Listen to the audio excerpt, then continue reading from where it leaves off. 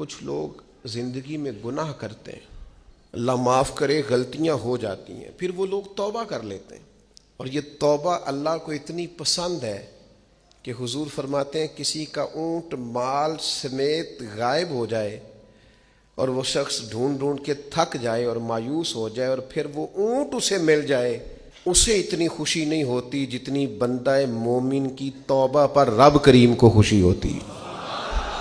کتنا بڑا انعام ہے۔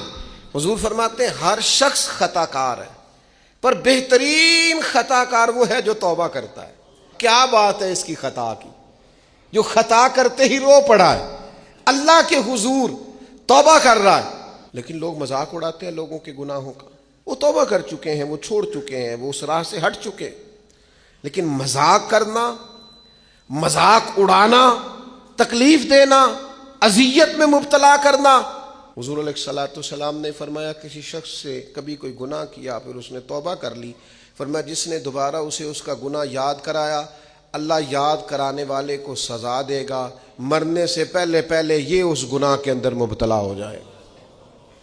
مسلم شریف میں موجود ہے، اس کو سزا ملے تو ٹارچر نہیں کریں، تکلیف نہیں دیں۔